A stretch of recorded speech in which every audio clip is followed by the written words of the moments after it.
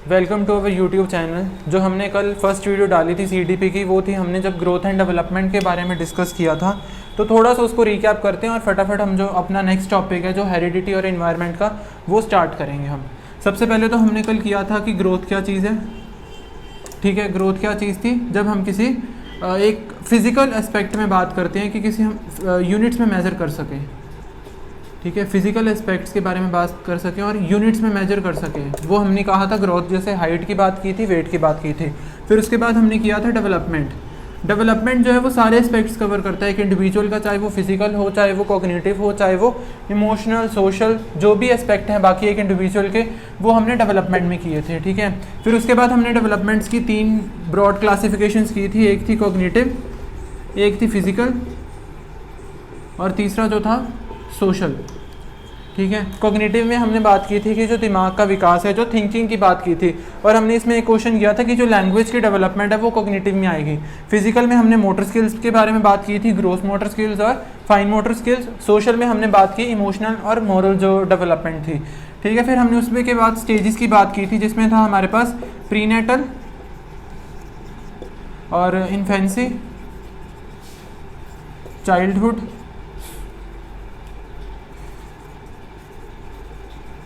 जिसमें हमने किया था अर्ली और लेटर चाइल्डहुड, और नेक्स्ट था हमारे पास एडोलेसेंस।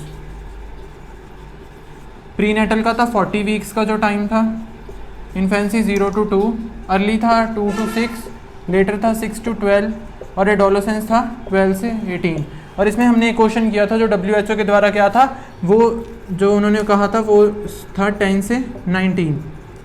ठीक है, हमने एक ये बात की थी कल। और हमने इसके बाद किया था कुछ अर्ली चाइल्डहुड और लेटर चाइल्डहुड और एडोलेसेंस के कुछ फीचर्स किए थे हमने। ठीक है, फिर वो किया था। उसके बाद हमने कहा था कि जो डेवलपमेंट की डायरेक्शंस के बारे में बात किया था, जिसमें एक था प्रॉक्सिमो डिस्टल और एक था सिफेलोकॉर्डल। हमने ये 2 डायरेक्शंस की बात की थी, जिसमें हमने कहा था कि प्रॉक्सिमो डिस्टल क्या था, फ्रॉम जो इनवर्ड टू आउटवर्ड। ठीक है, इनवर्ड हमने ऐसे डायग्राम बनाई थी, इनवर्ड टू आउटवर्ड। और सिफेलोकॉर्डल जो था वो हेड टू टो के बारे में बात की थी हमने। ये हमने डायरेक्शंस के बारे में बात की थी। और इसके बाद हमने किया था कि जो फैक्टर्स हैं अफेक्टिंग जो करते हैं डेवलपमेंट एंड ग्रोथ को, उसमें हमने इंटरनल फैक्टर्स और एक्सटर्नल फैक्टर्स किए थे। इंटरनल में हमने जो बात की थी कि जब बच्चा गर्म में होता है तब जो उस पर फैक्टर्स अफेक्ट करते हैं वो इंटरनल फैक्टर्स में आएगा। और एक्सटर्नल फैक्टर्स में जन्म के बाद जितने भी फैक्टर्स इंक्लूड, चाहे वो इन्वायरमेंट है, चाहे फैमिली है, चाहे हेरिडिटी है, चाहे उसका इंटेलिजेंस फैक्टर है, चाहे उसका इमोशनल फैक्टर है, जो भी सारे फैक्टर्स हैं उसके बाद वो सारे जो आएंगे वो एक्सटर्नल फैक्टर्स में आएंगे। ठीक है, तो आज जो हम टॉपिक स्टार्ट करने जा रहे हैं वो हमारे पास है हेरिडिटी और इन्वायरमेंट का। हेरिडिटी एंड इन्वायरमेंट, इसमें हम डिस्कस करेंगे कि जो हेरिडिटी है और इन्वायरमेंट है वो डेवलपमेंट में कैसे इफेक्ट डालती है या कैसे उसको अफेक्ट करती है। हेरिडिटी इफेक्ट करती है, हेरिडिटी एंड इन्वायरमेंट है जो। ठीक है, हम उसके बारे में डिस्कस करेंगे। सबसे पहले हम डिस्कस करेंगे कि हेरिडिटी चीज़ क्या है। हेरिडिटी हम ये कह सकते हैं कि वो सारे फीचर्स जो हम अपने पेरेंट्स से इनहेरिट करते हैं, जो एक ऑफस्प्रिंग है, जो ऑफस्प्रिंग है अपने पेरेंट्स से जो भी एक चीज़ें इनहेरिट करता है, उसे हम कह सकते हैं कि वो हेरिडिटी है। कि एक ऑफस्प्रिंग है जो, या एक चाइल्ड है, वो अपने पेरेंट्स से जो चीज़ें इनहेरिट करता है। ठीक है, हम ये कह सकते हैं कि पेरेंट्स हैं जो, उनसे जो चीज़ें इनहेरिट करता है वो ऑफस्प्रिंग है जो, उसे हम हेरिडिटी फैक्टर बोल सकते हैं। कि हेरिडिटी क्या है कि जो पेरेंट्स से जो भी फीचर्स हैं एक चाइल्ड में आते हैं, थ्रू हम कह सकते हैं कि जीन्स के थ्रू या जेनेटिक फैक्टर्स हम बोल सकते हैं, उनके थ्रू जो भी उसके मतलब कि पेरेंट्स के फीचर्स आ जाते हैं ऑफस्प्रिंग में, हम उसे कहते हैं कि हेरिडिटी है। उसे हम कह सकते हैं कि हेरिडिटी फीचर्स हैं। जैसे मैं बात करूं कि आइज़ का कलर कहते हैं कि हाँ भी वो पेरेंट्स से, जो पेरेंट्स का अगर ब्राउन है तो आगे बच्चों का भी ब्राउन हो जाता है। ऐसे करके कुछ फैक्टर्स हैं, काफ़ी फैक्टर्स हैं कि हाँ भी इंटेलिजेंस पे भी हम थोड़ा कह सकते हैं कि फ़र्क पड़ता है। और बाकी जो बॉडी का स्ट्रक्चर है, कुछ ऐसी चीज़ें हैं, वो सब जो है हेरिडिटी के थ्रू मतलब कि हम कह सकते हैं कि ऑफस्प्रिंग में ट्रांसफ़र होते हैं थ्रू पेरेंट्स।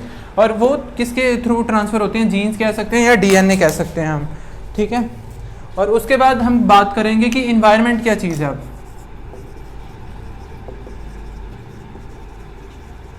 अब इन्वायरमेंट हम कह सकते हैं कि everything around an individual,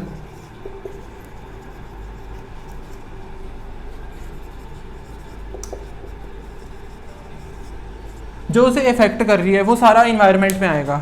environment क्या है कि एवरीथिंग अराउंड, जो भी उसके मतलब कि आले दुआले जो भी कोई काम हो रहा है एक इंडिविजुअल के, या जो भी उसका पीयर ग्रुप कह सकते हैं हम, जो उसका स्कूल है, जो उसकी लैंग्वेज है, जो उसका सोशल जो भी है, फैमिली है, वो सारा इन्वायरमेंट में आएगा कि वो उस पर कैसे इफेक्ट कर रहा है, कि हाँ भी एक जो इंडिविजुअल है वो किस तरह का इन्वायरमेंट में रह रहा है, वो सारा जो हम कह सकते हैं कि वो इन्वायरमेंट में आएगा। तो हेरिडिटी और इन्वायरमेंट है ना, वो दोनों बहुत इंपॉर्टेंट रोल प्ले करते हैं एक बच्चे की ग्रोथ या डेवलपमेंट में। हम ये नहीं कह सकते कि हाँ भाई अकेला इन्वायरमेंट जो है इफेक्ट कर सकता है, ऐसा नहीं होगा। ये हेरिडिटी भी अफेक्ट करती है और इन्वायरमेंट भी अफेक्ट करती है, तो दोनों बहुत ज़रूरी हैं इंडिविजुअल की ग्रोथ एंड डेवलपमेंट में। हम ये नहीं कह सकते कि हाँ भी हम हेरिडिटी को छोड़ देते हैं, अकेला इन्वायरमेंट को कर जाएं, हाँ कि इन्वायरमेंट है कि भी सिर्फ इन्वायरमेंट का अफेक्ट हो रहा है, ऐसा नहीं होता है कि हेरिडिटी भी साथ में अफेक्ट डालती ही डालती है एक इंडिविजुअल की डेवलपमेंट और उसके ग्रोथ में।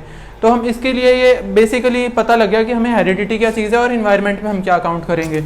अब कुछ आगे और कोई कंसेप्ट जैसे है कि हेरिडिटी में हम समझेंगे थोड़ा कि उसके बारे में बात कर लेते हैं कि क्रोमोसोम्स वगैरह और उसमें ट्विंस के बारे में बात करते हैं, तो वो समझते हैं। अब सबसे पहला जो है वो हम डिस्कस कर लेते हैं क्रोमोसोम्स। इसमें से क्वेश्चन आ जाता है कि हाँ भाई टोटल नंबर ऑफ क्रोमोसोम्स कितने हैं, दैट इज 46 इन नंबर्स हैं, ठीक है 46 क्रोमोसोम्स हैं। और उसको पेयर्स में हम बात करें तो कितने पेयर्स आ गए, 23 पेयर्स। 23 पेयर्स ऑफ क्रोमोसोम पाए जाते हैं जो एक इंडिविजुअल में, ठीक है। उसमें हम बात करेंगे कि 23 में से जो 22 पेयर्स होते हैं वो मेल और फीमेल में सेम होते हैं, जो मेल और फीमेल में सेम होते हैं 22 पेयर्स, और इसको क्या कहा जाता है, ऑटोसोम्स। इन पेयर्स को क्या कहा जाता है, ऑटोसोम्स। और जो एक पेयर है इसे हम सेक्स क्रोमोसोम्स कह सकते हैं। क्यों? क्योंकि ये अलग होता है और ये डिटरमाइन करता है कि सेक्स कौन सा होगा, मेल होगा या फीमेल होगा। तो इसमें क्या है, टोटल 23 पेयर्स हैं, 22 पेयर्स ऑटोसोम्स हैं, और जो एक पेयर है वो सेक्स क्रोमोसोम होता है, और वो डिफाइन करता है कि जो इंडिविजुअल है या चाइल्ड है आगे वो मेल है या फीमेल है। तो ये हमारे पास है कि ये बात याद रखने वाली है कि 46 नंबर्स में होते हैं, 23 पेयर्स हो गए, 22 पेयर्स को सेम होते हैं, और इसे ऑटोसोम्स कहा जाता है। जो एक पेयर है वो सेक्स क्रोमोसोम है, इसीलिए उसको ये सेक्स क्रोमोसोम कहा जाता है, क्योंकि ये डिटरमाइन करता है कि जो वो मेल है या फीमेल है, ठीक है। तो हम आगे बात करते हैं कि क्रोमोसोम्स हैं जो वो दो होते हैं, एक्स और वाई, ठीक है। एक्स और वाई क्रोमोसोम्स होते हैं, ठीक है। जो मेल में है वो एक्स वाई क्रोमोसोम्स होते हैं, और फीमेल में एक्स एक्स क्रोमोसोम्स होते हैं। ये बात याद रखने वाली है कि मेल्स में कौन से, एक्स वाई, और जो फीमेल है एक्स एक्स है, ठीक है। अब हम ये कह सकते हैं कि आगे जब चाइल्ड का बर्थ होता है तो वो जो क्रोमोसोम्स है, मान लो कि यहाँ से एक्स आया, फीमेल का फिक्स होता है कि वहाँ से एक्स ही आएगा, तो आगे क्या होगा, जो बेबी गर्ल होगी, ठीक है। बट अब ये है कि फीमेल से हमें फिक्स है कि वहाँ से एक्स ही आएगा, बट अगर मेल का जो वाई क्रोमोसोम आ गया तो आगे क्या होगा, जो बेबी बॉय होगा। तो हम ये कह सकते हैं कि जो मेल्स की क्रोमोसोम है, जो एक्स वाई है, वो एक हमारा जो आगे मतलब जाके जो है वो सेक्स डिटरमिनेशन करता है कि जो सेक्स का वो आगे जो फीमेल या बॉय या गर्ल होगा वो किस पे डिपेंड करता है, वो मेल्स के क्रोमोसोम्स पे डिपेंड करता है। क्या फीमेल का फिक्स है क्योंकि उसके पास तो सिर्फ एक्स एक्स का पेयर है, तो मेल जो क्रोमोसोम्स है उस पर डिपेंड करता है कि आगे जाके जो चाइल्ड का बर्थ है वो बॉय का बर्थ होगा या गर्ल का बर्थ होगा। ये बात याद रखने वाली है एक तो कि हाँ भी जो आगे जाके चाइल्ड का जो सेक्स डिटरमिनेशन होती है वो किसके क्रोमोसोम से होती है, तो हम कहेंगे कि मेल का क्रोमोसोम जो है वो एक इम्पॉर्टेंट पार्ट प्ले करता है इन द मतलब कि जेंडर जो आगे चाइल्ड का होगा, ठीक है। तो ये बात याद रखने वाली थी। एक क्रोमोसोम्स होगी कि 46 होते हैं टोटल, 23 पेयर्स, ठीक है। अब इसके बाद हम बात करते हैं कि ट्विंस का एक कंसेप्ट पूछ लेते हैं कई बार। ट्विंस हैं, जो ट्विंस मतलब जुड़वा बच्चे, ठीक है। अब जो ट्विंस हैं कि वो भी दो टाइप के होते हैं, एक तो होता है आइडेंटिकल ट्विंस, और सेकंड है हमारे पास फ्रेटर्नल ट्विंस।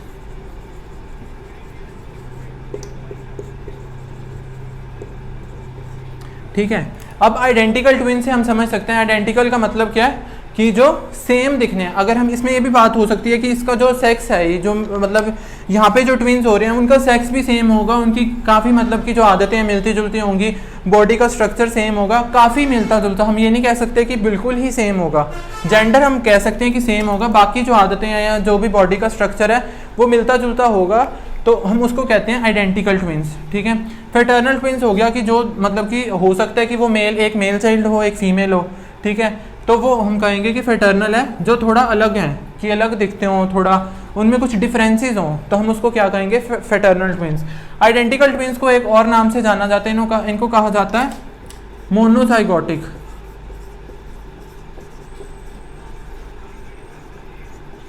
मोनोजाइगोटिक, अब मोनोजाइगोटिक का मतलब क्या है, ये सिंगल सेल फर्टिलाइज्ड होते हैं।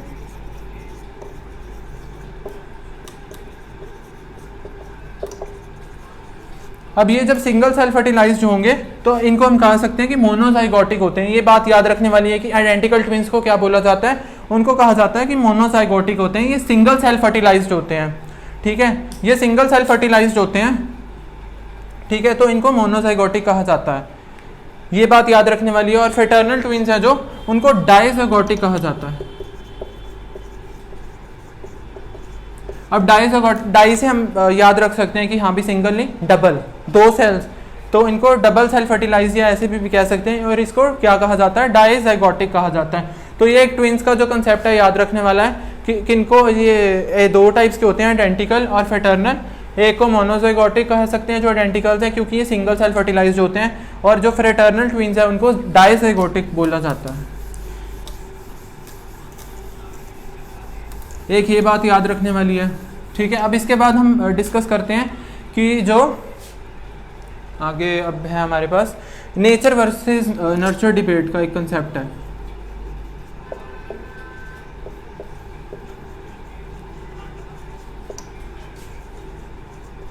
एक ये भी काफ़ी कंसेप्ट है कि अब नेचर वर्सेस नर्चर डिबेट। अब हम क्या कहते हैं कि हेरिडिटी है जो,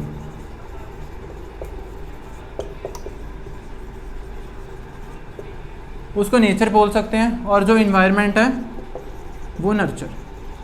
ठीक है,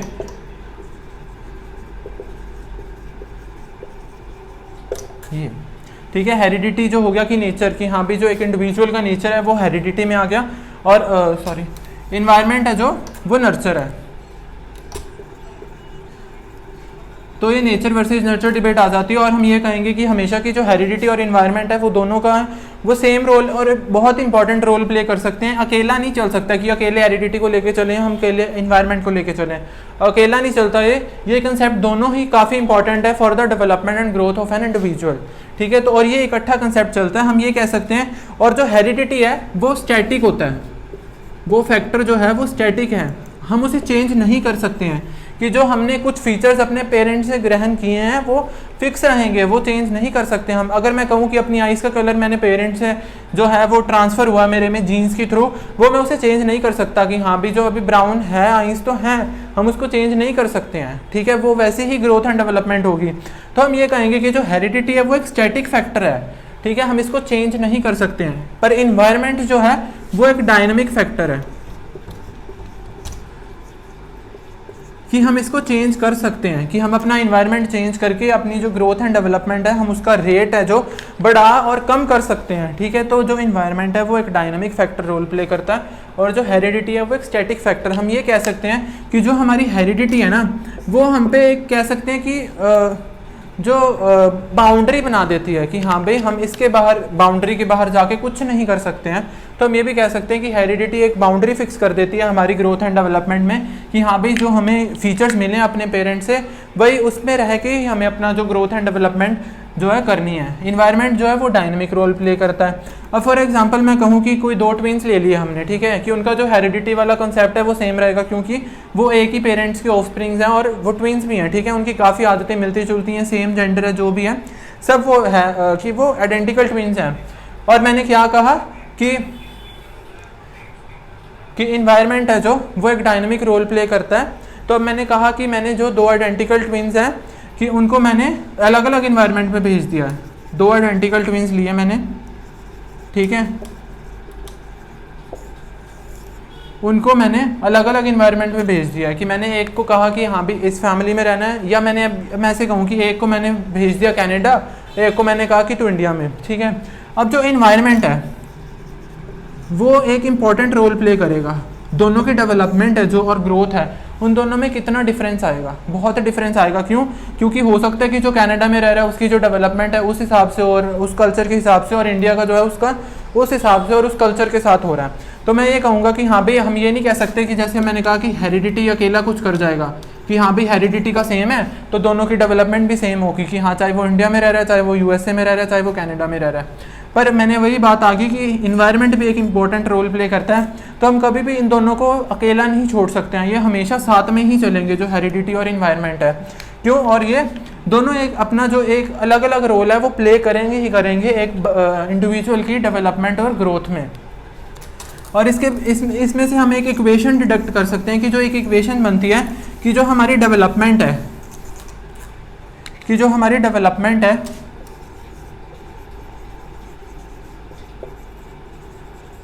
वो क्या है, दैट इज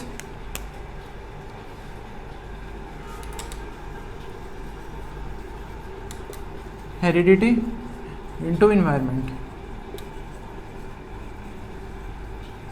ये बात हमेशा याद रखना, ये काफ़ी इंपॉर्टेंट इक्वेशन बन जाती है कि जो डेवलपमेंट है वो क्या होता है, वो होती है हेरिडिटी इनटू इन्वायरमेंट। कि एक जो इंडिविजुअल है वो एक प्रोडक्ट कह सकते हैं हम कि वो हेरिडिटी और इन्वायरमेंट का प्रोडक्ट है, कि हेरिडिटी उसकी जो पेरेंट्स से उसको मिली है वो, और इन्वायरमेंट जो उसका सारा जो मतलब कि उसका अराउंड जो भी है, उसकी जो लैंग्वेज है, उसका कल्चर है, उसकी फैमिली, उसकी पेरेंट्स, उसका जो भी पीयर्स हैं, वो सब जो इन्वायरमेंट में आता है उन दोनों का प्रोडक्ट है एक इंडिविजुअल है जो कि क्यों, क्योंकि इन्वायरमेंट का भी इन्फ्लुएंस उस पर है, उसकी हेरिडिटी का भी इन्फ्लुएंस उस पर है। तो हम ये इक्वेशन डिटेक्ट कर सकते हैं कि development equal to heredity into environment. ये हमेशा हम यही कहेंगे कि प्रोडक्ट होगा, ये कभी भी मल्टीप्लिकेटिव या सब्ट्रैक्टिव ऐसा कुछ नहीं होगा। ये काफ़ी बार क्वेश्चन पूछा जाता है कि जो डेवलपमेंट है वो हेरिडिटी इनटू इन्वायरमेंट होगा, हेरिडिटी प्लस इन्वायरमेंट होगा, ऐसा पूछ लेते हैं। तो हमेशा ये बात याद रखना कि हेरिडिटी इनटू इन्वायरमेंट होगा, ये प्रोडक्ट होता है हमेशा, ठीक है। एक ही बात है कि ये रोल प्ले करती हैं जो इन्वायरमेंट और जो हमारी हेरिडिटी है एक इंडिविजुअल में, और ये एक प्रोडक्ट होता है उसका। तो ये बात याद रखने वाली है। और उसके बाद हम ये बात हमेशा याद रखेंगे कि जो हेरिडिटी है वो हमेशा स्टैटिक फैक्टर रहेगा एक, और वो हमारी जो है एक डेवलपमेंट की बाउंड्री सेट कर देता है।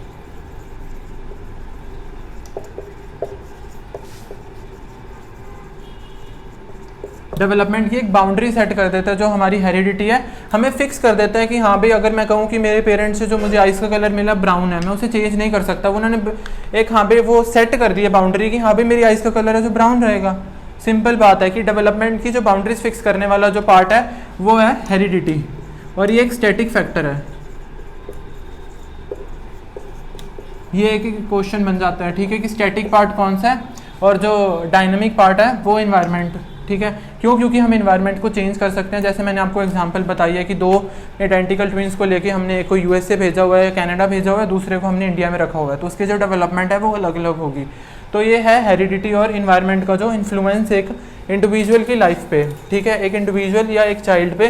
तो सबसे ये है जो मेन मतलब कि हेरिडिटी और उसका पोर्शन ख़त्म करता है। जो इसमें जो भी और कोई कॉन्सेप्ट रह गया होगा तो वो डिस्कस करेंगे हम कल। तो इसमें हमने बेसिकली क्या किया है, क्रोमोसोम्स के बारे में किया है, ठीक है, कि टोटल कितने होते हैं 46 और 23 पेयर्स हैं, ठीक है, जिनमें से हमने 22 को ऑटोसोम्स का और एक को सेक्स क्रोमोसोम का। फिर हमने मेल फीमेल का डिस्कस किया कि जो मेल्स में XY, फीमेल्स में XX, ठीक है। तो जो चाइल्ड का जो मतलब कि सेक्स डिटरमाइन करेगा वो मेल का क्रोमोसोम है वो करेगा जो उसको, ठीक है। फिर उसके बाद हमने ये बात याद की है कि जो हेरिडिटी है वो एक स्टैटिक फैक्टर है, ठीक है, और जो इन्वायरमेंट है वो एक डायनामिक फैक्टर है। हमने वो डिस्कस किया कि हेरिडिटी में क्या चीज़ें आएंगी और जो इन्वायरमेंट है उसमें क्या क्या चीज़ें आएंगी, कि वो स्टैटिक है और डायनामिक है। कि इन्वायरमेंट जो भी सारा अराउंड एक इंडिविजुअल के बर्थ के बाद जो होता है, हेरिडिटी जो अपने वो पेरेंट्स से इनहेरिट करता है, हमने एक ये डिस्कस किया है। और सबसे जो इम्पोर्टेंट बात याद रखने वाली है कि जो इक्वेशन है कि डेवलपमेंट है जो वो हमेशा प्रोडक्ट में होगी। किसके प्रोडक्ट में? हेरिडिटी और इन्वायरमेंट। तो ये भी हम कह सकते हैं कि जो एक इंडिविजुअल है उसकी जो डेवलपमेंट है वो प्रोडक्ट है, या हम ये कह सकते हैं कि इंडिविजुअल प्रोडक्ट है हेरिडिटी और इन्वायरमेंट का अपनी, ठीक है। और ये भी बात हमेशा याद रखना है कि कभी भी हेरिडिटी को हम अकेला लेके नहीं जा सकते, इन्वायरमेंट को, दोनों ही उतने इंपॉर्टेंट हैं, इकट्ठे चलेंगे। हम ये नहीं कह सकते कि हेरिडिटी को अकेले हम लेके चलें कि हाँ भाई हम इन्वायरमेंट का रोल प्ले ना करवाएं, ऐसा नहीं हो सकता। या मैं सिर्फ आपको ये कहूँ कि हेरिडिटी इफेक्ट नहीं करती, उसका हमको छोड़ के सिर्फ इन्वायरमेंट पे, ऐसा नहीं होता, दोनों इकट्ठे चलते हैं। तो बेसिकली ये हमने किया था कि जो ग्रोथ एंड डेवलपमेंट पे जो इफेक्ट पड़ता है हेरिडिटी और इन्वायरमेंट का, ठीक है। और इसके जो हमने कल टॉपिक किया था डेवलपमेंट एंड ग्रोथ का, और इसके जो है इसके कल क्वेश्चंस डिस्कस कर लेंगे थोड़े बहुत जो भी हुए, या इसमें टेलीग्राम चैनल पे डाल दूंगा मैं। तो ये क्वेश्चंस जो भी इसके इंपॉर्टेंट बनते हैं, तो ये बात याद रखने वाली है। बाकी सब जो हेरिडिटी और इन्वायरमेंट का कंसेप्ट है ये इतना ही था। तो इसके साथ हमारा जो सेकंड चैप्टर हेरिडिटी और इन्वायरमेंट का ये भी ख़त्म होता है। अगर आपको ये वीडियो पसंद आई हो तो इसे लाइक ज़रूर करें, और जो बेल आइकन है चैनल का वो ज़रूर उसको प्रेस करें कि ताकि जो भी अगली वीडियोज़ आ रही हैं उसका आपको जो नोटिफिकेशन है मिल जाए, और ज़्यादा से ज़्यादा इसको लाइक करें। Thank you.